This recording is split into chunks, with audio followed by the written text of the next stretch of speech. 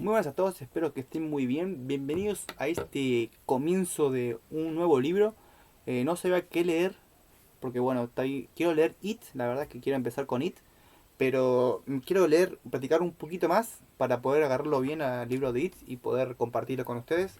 Porque bueno, es mi libro preferido de terror, es It, lo leí hace muchísimo tiempo. Recuerdo muy poco porque, no sé, creo que hace más de 15 años lo habré leído cuando era más chico. Se me dio por encontrarlo y lo pude leer. Y yo leí una versión resumida, que eran, no sé, de 400 páginas, 300 y pico de páginas. Y ahora encontré, creo que es el completo, que son 790 y pico de páginas, 800 páginas serán. Así que ese va a ser unos videos largos, así que dije, vamos a empezar por uno más cortito, para, bueno, seguir practicando la lectura en voz alta. Y vamos a empezar con el libro de Ed y Lorraine Warren. Supuestamente son unos investigadores que estuvieron investigando a posesiones demoníacas y cosas así. O sea, es gente real que existió. Y vamos a ver de qué trata estos libros.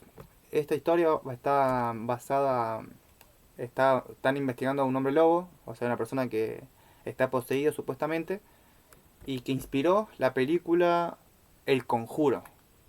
Muy buena la tapa, terrorífico. Voy directamente a leer el prólogo.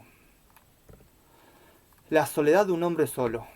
La primera vez que topé con la increíble historia de Bill Ramsey me hizo recordar lo importante que es la investigación cuando nos enfrentamos a sucesos paranormales.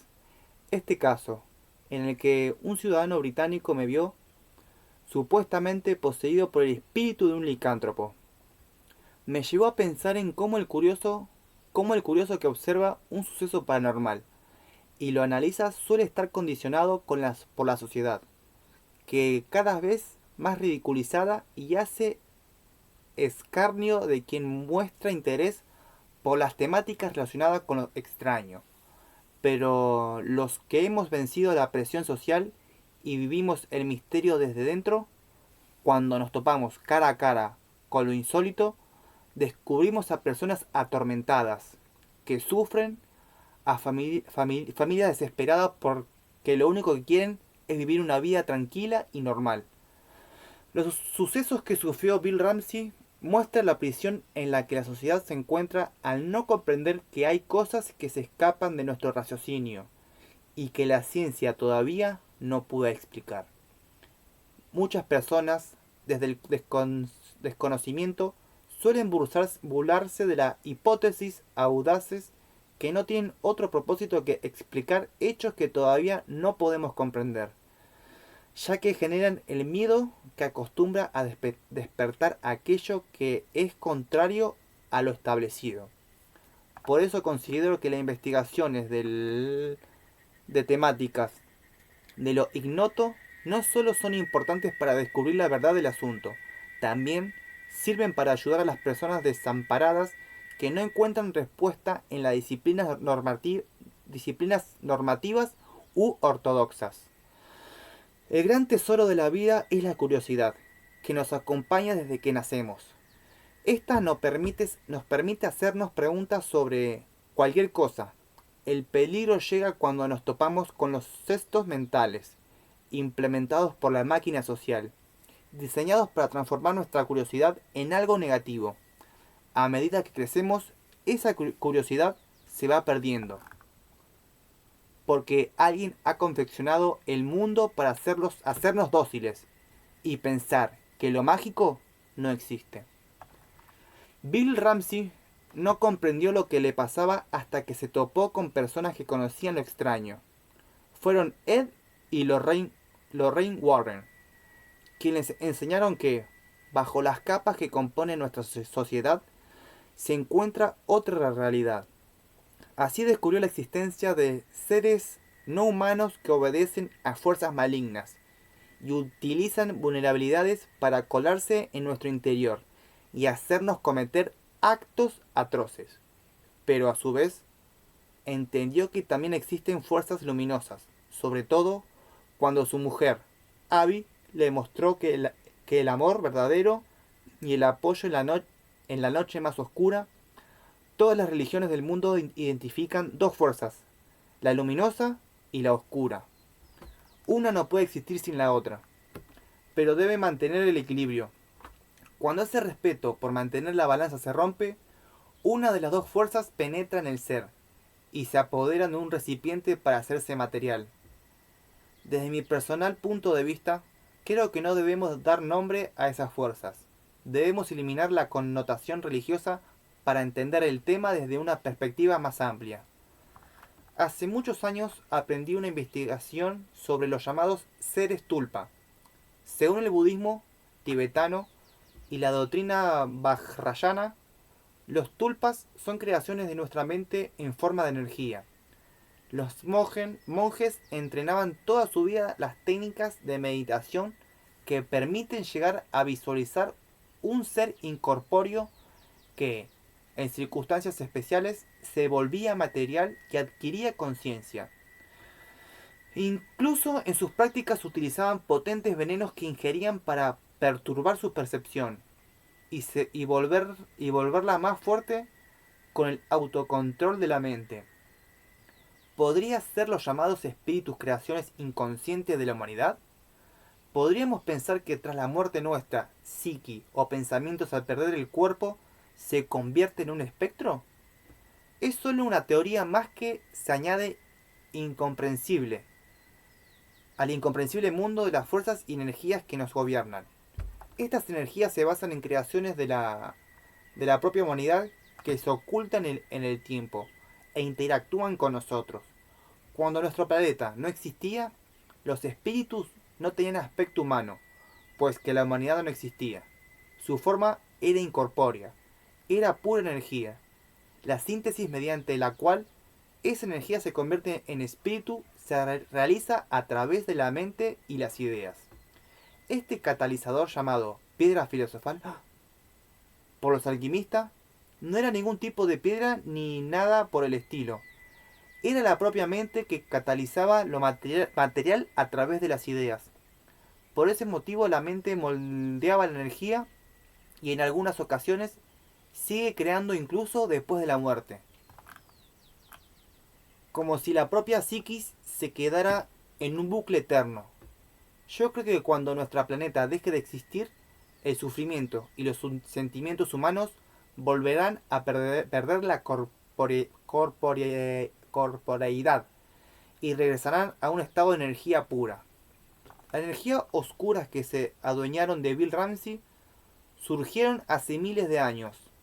Cuenta la leyenda que uno de los primeros hombres en ser maldito por la licantropía fue el rey griego Licaón, fundador de la antigua ciudad de Licosura. El rey realizaba sacrificios humanos para mostrar su devoción por los dioses.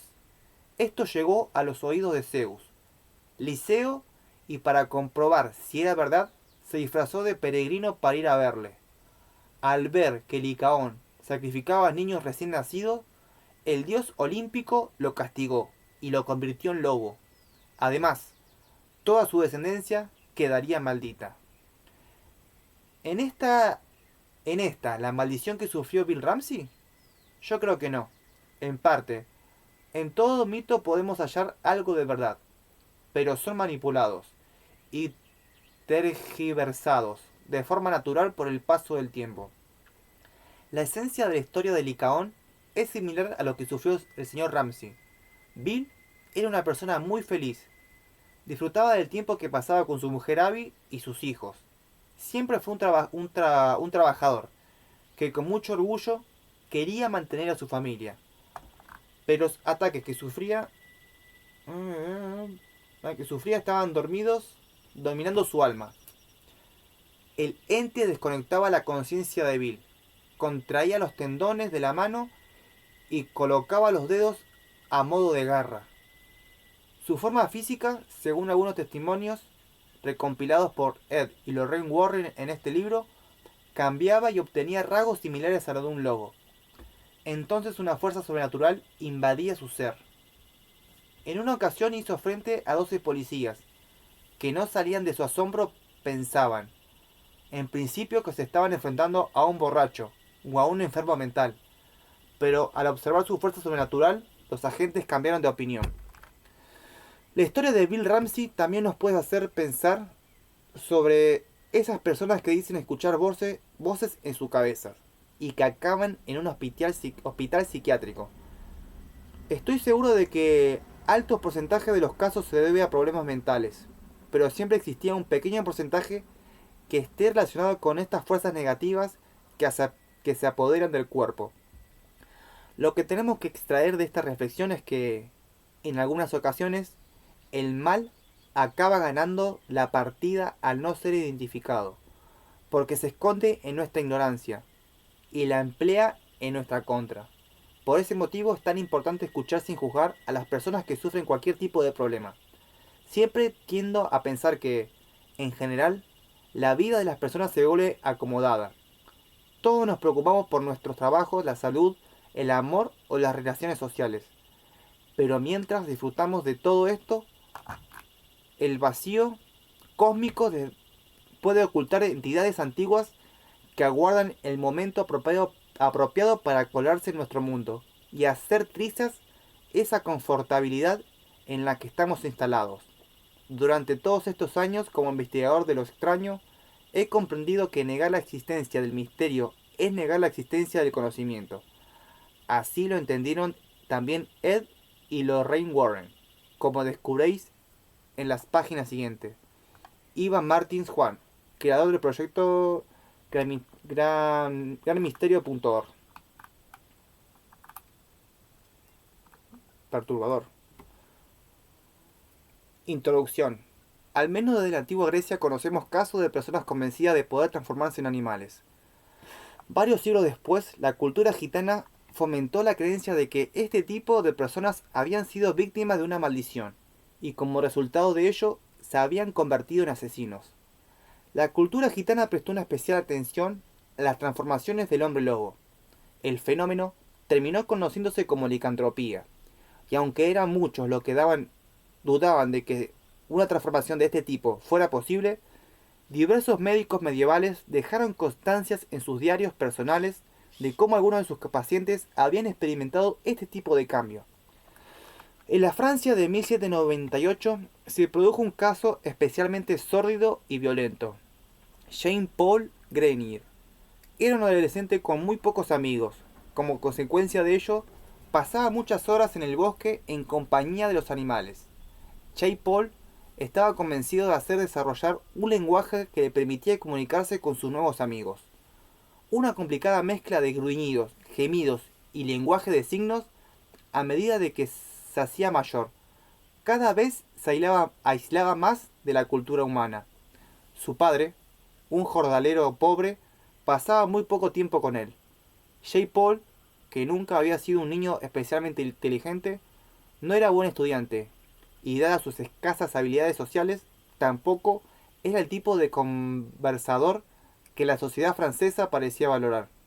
Se pasaba casi todo el día en el bosque en compañía de sus amigos, del reino animal, especialmente con los lobos. Paul tenía una relación especial con ellos, animales solitarios y aislados como él. Además, eran criaturas perseguidas. A los cazadores les encantaba regresar a casa con sus pieles en el zurrón. Malditos cazadores. Según los rumores, la amistad de Paul con los lobos llegó a ser tan íntima que estos le llevaban a la cueva donde dormían y le enseñaron a cazar y a hacer acopio de comida.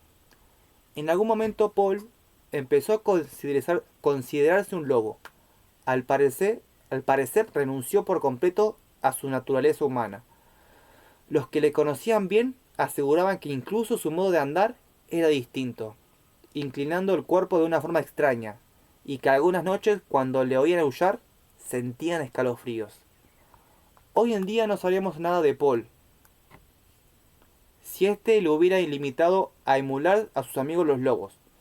Todos los días nacen cientos de personas chifladas o excéntricas, pero Paul hizo algo más que eso, algo que lo convertía en uno de los asesinos más atroces y brutales de la historia de la humanidad.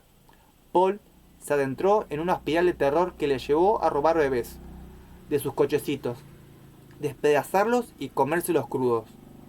Después llevar la carne sobrante al bosque, donde la compartía con los lobos. Afortunadamente, Paul no tardó en ser detenido y terminó confesando la mayoría de sus presuntos crímenes. Sin embargo, él insistía en que su padre le había ayudado.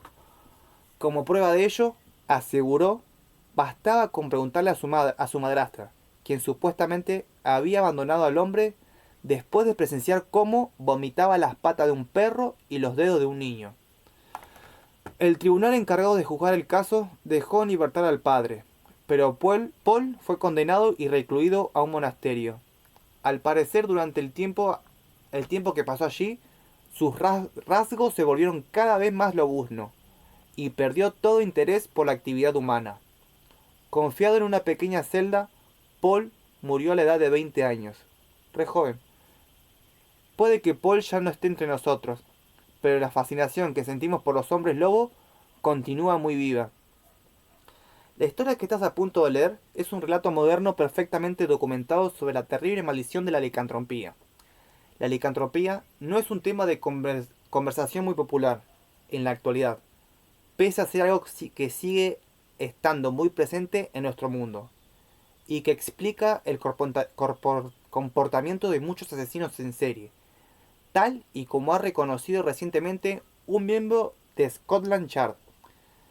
Preferimos negar su existencia desdeñosamente mientras esbozamos una sonrisa de suficiencia. Sin embargo, a medida que avanza en la lectura del libro, comprenderás lo real y terrible que puede llegar a ser la licantropía y su implacable capacidad para destruir las vidas de personas decentes y de sus seres queridos. Si conocieras personalmente a Will David Ramsey, si pudieras descubrir lo amable, atento y respetable que es cuando la maldición no lo domina, te sentirás profundamente conmovido por su situación. Esta es la historia de Will David Ramsey, el hombre lobo, Ed y Lorraine Warren.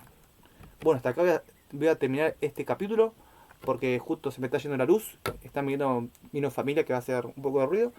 Así que interesante. Vamos a ver qué pasó con esta historia tan trágica. O sea, que sucedió, que fue real, de un chico que adoptó rasgos licántropos, siendo que era una persona normal. Así que vamos a ver cómo continúa esta historia. Muy interesante. La encontré ayer buscando libros al azar, porque encontré una página llena de libros. Y fue lo que más me llamó la atención la sinopsis. Así que bueno, hasta acá este primer video, que esta introducción y el prólogo de esta historia. O sea, me pasé un par de páginas, leí una charla porque hay preguntas y respuestas exactas de lo que se dijo en ese momento. Así que interesantísimo. Así que dicho, espero que hayan disfrutado. Nunca lo mostré el tatuado, voy a mostrarlo. El lobo, este sería mi lobo en paz. La corona representa a mi hija mayor, que es la que me hace concientizar. Y los ojos amarillos, que representa a mi hija más pequeña, la verdad del alma. Así que espero que anden muy bien. Un beso a mis hijas hermosas, que las amo mucho. Y gracias a toda la gente que se está copando. Recuerden suscribirse y darle like, por favor. Espero que anden muy bien. Pronto seguiremos con esta historia.